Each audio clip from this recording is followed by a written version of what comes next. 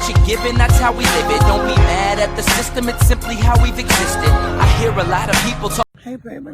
Hi. So, like, you know, I'm HIV positive. Yeah. And I was born a man and I'm a transgender woman. So, won't your family be worried about you in love with someone with HIV? No. Won't they refuse me to be their in-law? Because I've had a problem before. You know, some guys say, I told you that I cannot spread the HIV because, you know, I've explained to you everything, why people who are HIV positive, they cannot spread the virus. But I have to tell you, you know, the first day we met, I told you that I'm HIV positive, and I'm just worried to say I don't want to lose you, and, you know, some people are enemies of... Baby, did I tell you that I'm HIV positive? Yeah, you did. For 17 years now. Yeah. So I don't know. Enemies, go fuck yourself. Go fuck yourself. Go fuck yourself, baby. Tell them. Go fuck yourself. Please. Hello everyone, hello. It's your one and only Lady J. If you have not subscribed, what are you waiting for, my darling people? Go and subscribe and smash the notification bell so that if I put more videos, you will be the first to be notified. If you have subscribed here before, thank you and God bless you.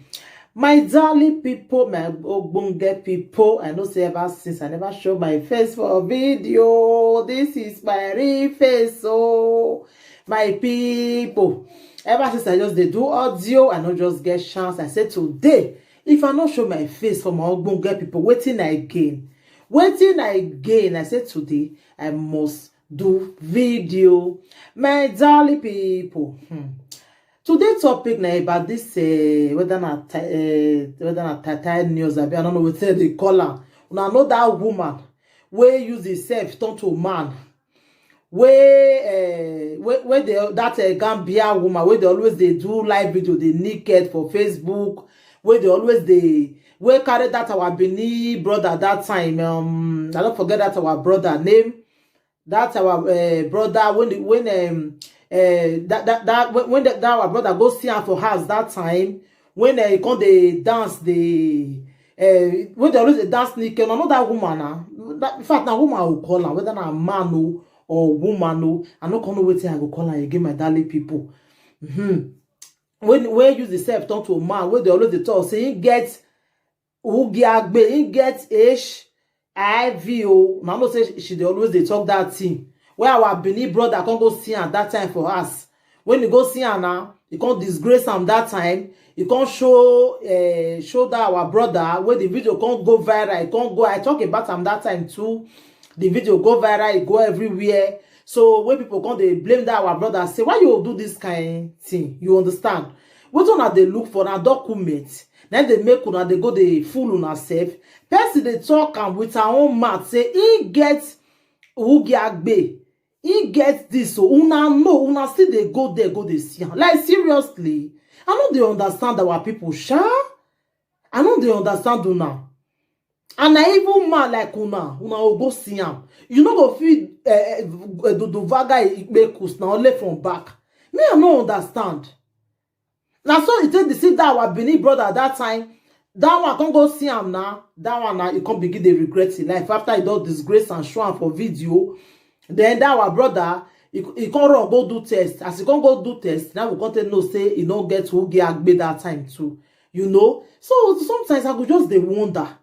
I go they wonder for our boys. The one way he can't do now again. Now one small boy when he can't go carry again. One small guy, one Gambian 24 years. When he can't go, that one now can't go see him. You can't see fool that one again. Not be smart. He use that guy tonto. She can't even they talk and with her own mouth say she they use these people. She they use their body. Then they do something. You say he get strike when they go they put their things.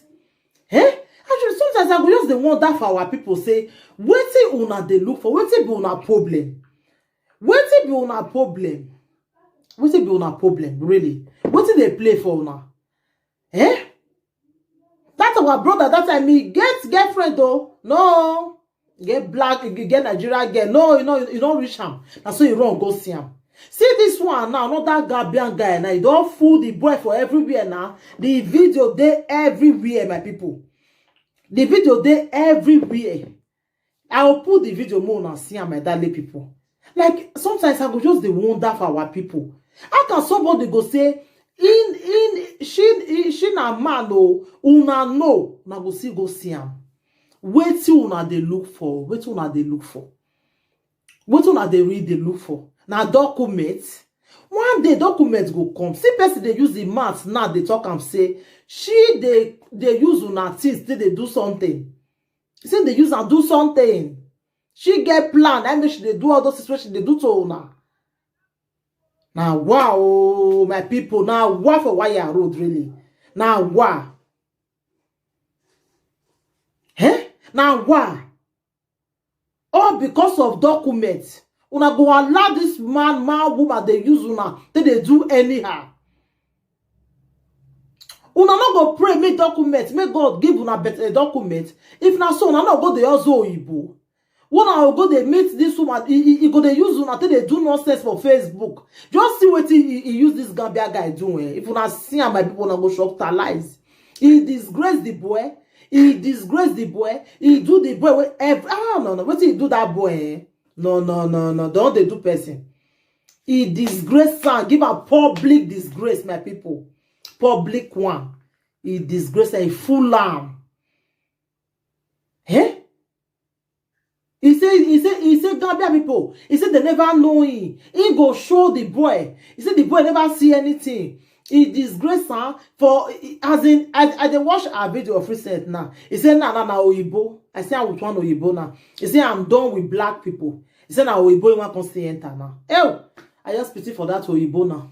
That one never know say na one chance he wants to enter. So correct one chance, my people. I beg.